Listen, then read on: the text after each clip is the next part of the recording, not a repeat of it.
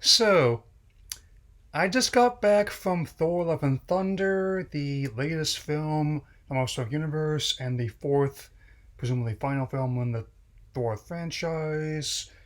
And I gotta say, I wasn't quite hate the breath of fresh air that Taika's last as outing in the helm was. It was still an electrifying burst of lightning that will definitely he it gives much needed jolt to the recovering theatrical market. It and I will definitely try and keep the electricity wordplay to a minimum. So let's get started. It's the it's so picking up where the events of previous films as well as his arc in Endgame left off. It is very much the good news and the bad news for Thor playing on Chris Hemsworth, Earth, and in a sense where the good news is that he's seen his beloved Jane Foster again, played again by Natalie Portman, and who has also taken up Mjolnir, just been forged, as well as becoming a key ally to the Guardians of the Galaxy, a, a who are definitely pretty key to the story. I that's the good news.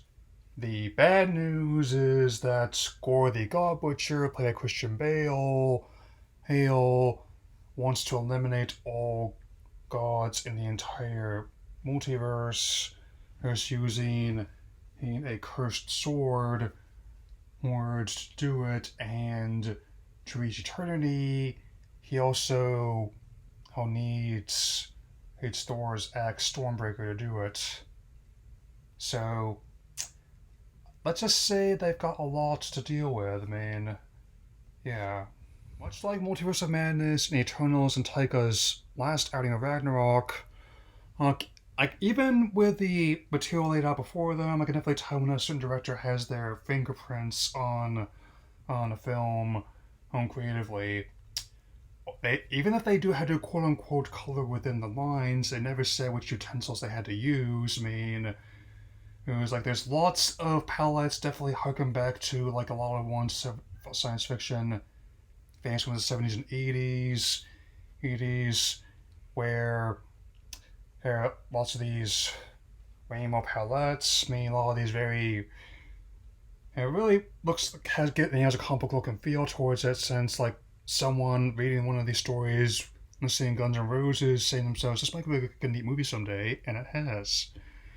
And I think before going further, it'd be nice to tell you what I think about the other Thor movies, which I've liked them all for different reasons. And the first one in Phase 1 was definitely unique. I was definitely planning on going anyway because it was connected to the Avengers when they're still in the middle of making it. But on its own, it's nice to lay in the framework for the story. Dark World, it's not the best one, but I've got a soft spot for it. I will definitely say the science fiction elements definitely made sense when Guardians of the Galaxy came out, especially with the Aether and the Collector's cameo in the first credits scene. And Ragnarok obviously is probably my favorite one, and I think it's definitely a very close second to Ragnarok. And that's how stacks against Phase 4 so far. Or I'd have to think about how it's where I'd put this main I'd say it's definitely, and it's not quite as showy as shocky as Doctor Strange was, or Elsie was Black Widow No Way Home, but I would say that I'd put it on the same level as something like Shang-Chi at least. And I'll be explaining more in a bit. And when I mentioned the Guardians 2.5 connection, I didn't just mean in the sense of having Star-Lord, Rocket, Groot, Drax, Nebula, as well as we have cameos from Gamora and Kraglin in there as well. Oh, I meant tonally. I'm not going to spoil anything why here, but the mix of humor and surprising emotional weight to it definitely makes you wonder what's going to happen for Volume 3 next year, let alone this Christmas special working on for D+. But yeah, indeed.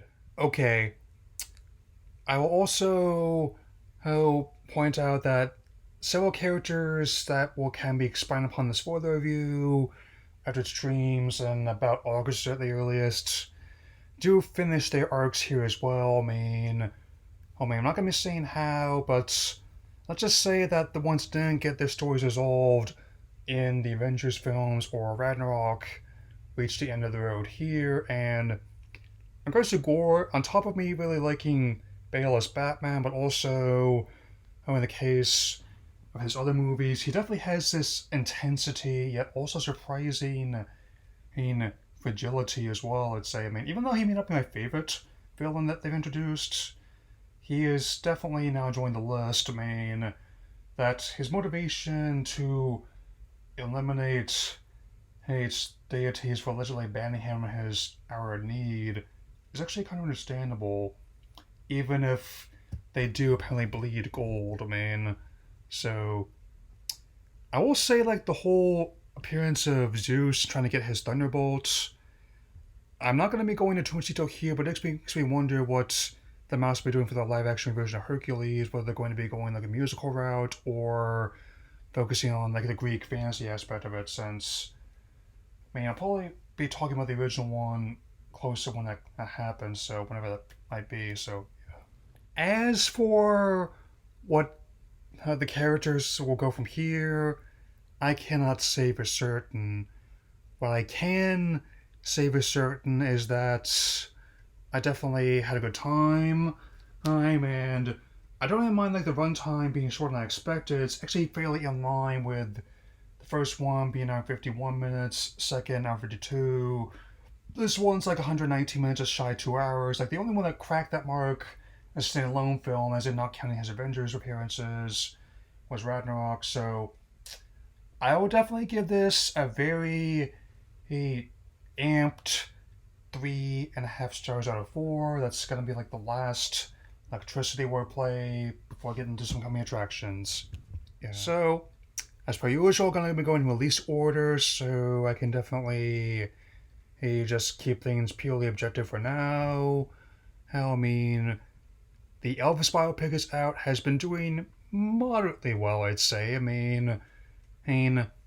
It's definitely gonna have a bit to go to break even on the 80 million budget. Though I am still interested in watching it when it comes out on HBO Max at least, which I think should be sometime this month or next month the earliest. I've heard a lot of good things about Austin Butler as the King, and a bit more mixed ones about Tom Hanks, the infamous Colonel Parker. And